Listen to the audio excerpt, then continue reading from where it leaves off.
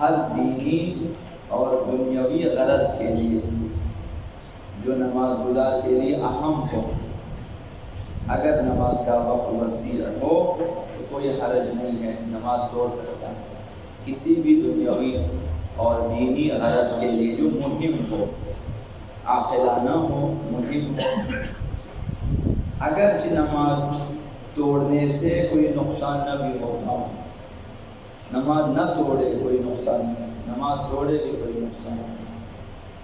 ایک غرض دینی ہے یا دنیاوی غرض ہے، مثلا انسان نماز میں ہو اور نماز کا وقت وسیع ہے اور بھی ابھی نماز کا وقت باقی ہے، اور کسی سے ملاقات کے لیے آپ نے ٹائم دیا ہوا ہے، وقت دیا ہوا ہے، ابھی آپ نماز پڑھتے رہے وہ ٹائم گزر جاتا ہے۔ ایک بندہ مثلا انتظار میں ہے، آپ نے ٹائم دیا ہے اور آپ نماز پڑھ رہے ہیں، دیر ہو جاتی ہے تو آپ نماز توڑ سکتے ہیں۔ اس نماز کو توڑیں، جائیں اس سے ملاقات کریں اسی ٹائم پہ، اور اس کے بعد چونکہ نماز کا وقت وسیع ہے پھر سے آپ نماز پڑھیں، اس میں کوئی حرج نہیں ہے، کوئی گناہ نہیں ہے، کیونکہ یہ ایک عاقلانہ کام ہے اور نماز پڑھتے رہیں۔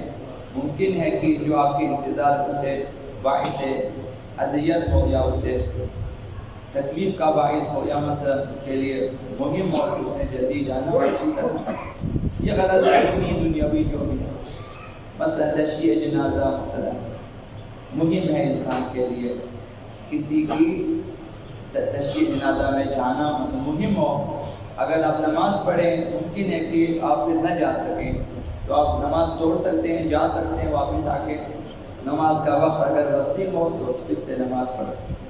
تو تمام مہم دنیاوی و دینی غرض کے لیے واجب نماز کو آپ توڑ سکتے ہیں۔ واجبات کی اپنی ایک حیثیت ہوتی ہے شریعت میں اور اس کی اہمیت ہوتی ہے، اس کا اہتمام کرنا ہماری ذمہ داری ہوتی ہے، اس فریضہ الہی کا جو ہے ہم اہتمام کریں۔ اسی طرح باقی واجبات اسلامی، واجبات اور فرائض کی ادائیگی کا اہتمام کرنا، روزے کے لیے اہتمام کریں، نماز کے لیے اہتمام کریں، خمس زکوٰۃ کے اہتمام کریں، ماں باپ کی اطاعت کے لیے اہتمام کریں، تمام واجبات کے لیے، حج و زکوٰۃ، جہاد وغیرہ، یہ اہتمام اللہ، رسول اور اہل بیت کی فرمان برداری کی نشانی ہوتی ہے۔ جو لوگ جنہوں نے دین اسلام کو قبول کیا ہے اپنی طرف سے، ہر ایک کو سوچنا چاہیے کہ میں نے دین اسلام کو قبول کیا یا نہیں کیا، خود کو بھی قبول کرنا چاہیے، نہیں کہ میں چونکہ شیعہ گھرانے پیدا ہوا بس میں شیعہ ہوں۔ آپ دل سے قبول کیا، جب قبول کیا واجبات کو بھی آپ قبول کریں، بھئی آپ میں نے نماز بھی پڑھنی ہے، روزہ بھی رکھنا ہے، زکوٰۃ بھی دینی ہے، جو تمام، تو اس کا پھر اہتمام کریں۔ یہ اہتمام فرمان برداری کی نشانی ہے، اطاعت کی نشانی ہے۔ آقا رسول خدا صلی اللہ علیہ وآلہ وسلم سے روایت ہے کہ فرمائے اعمل بفرائض اللہ، اللہ کی طرف سے جو چیزیں فرض ہیں ان پر عمل کرو، تکن اتقی الناس، تو سب لوگوں میں تو متقی اور پرہیزگار ہوگا، سب سے بہتر متقی ہوگا۔ یہی ہے کہ واجبات پہ عمل کرے، بے شک آپ مستحبات پہ عمل نہ کریں، نوافل پہ آپ عمل نہ کریں، صرف واجبات پہ واجبات کو اہمیت دے کر عمل کریں، تو پیغمبر صلی اللہ علیہ وسلم تو متقی ترین شخص ہے۔ اسی طرح اب امام سجاد علیہ السلام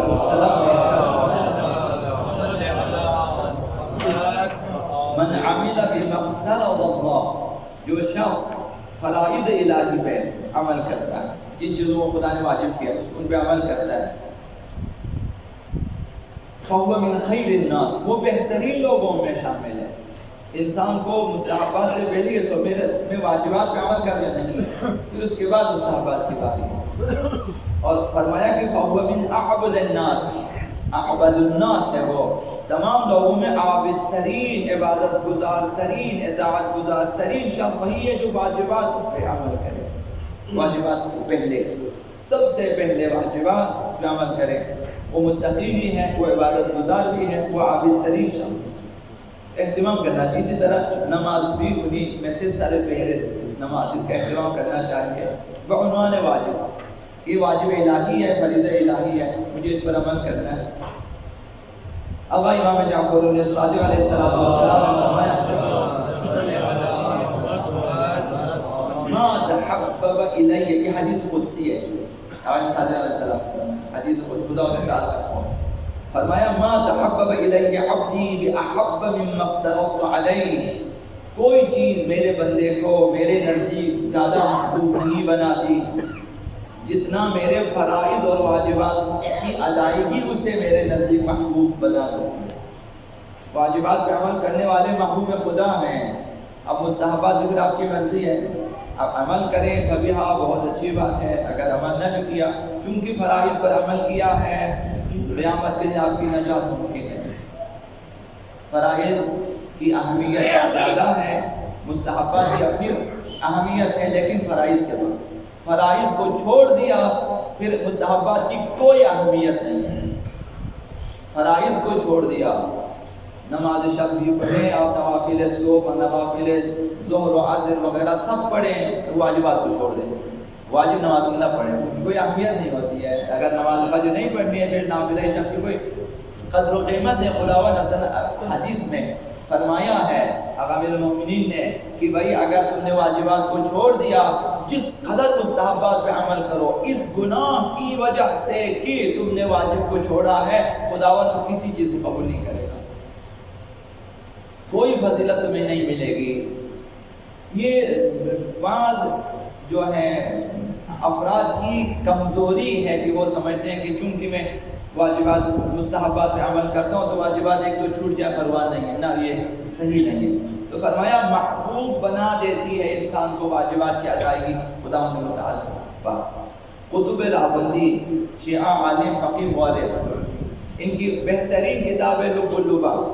انہوں نے اس میں روایت نقل کی ہے کہ ان ملکا ینادی من الکعبہ، ایک فرشتہ ہے خانہ خدا، خانہ کعبہ پہ جا کر ندا دیتا، اس کا کام یہ ہے ندا دے دیتا ہے من ترک فرائض اللہ، اگر کسی نے واجبات کو چھوڑ دیا، خرج من امان اللہ، وہ امان خدا سے خارج ہے، خداوند متعال کی امان سے وہ فارغ ہے. خداوند اسے امان نہیں دے گا کہیں بھی، یہ خارج ہے خداوند متعال کے امان سے، امنیت نہیں ملے گی اسے. تو لہٰذا جو ہے انسان کو واجبات کی طرف پہلے اہمیت دینی چاہیے. اب امام جعفر صادق علیہ السلام لا ينظر الله عز وجل الى عبد ولا يزكيه، خداوند متعال اس بندے کی طرف نظر رحمت نہیں فرمائے گا اور اسے پاک بھی نہیں کرے گا.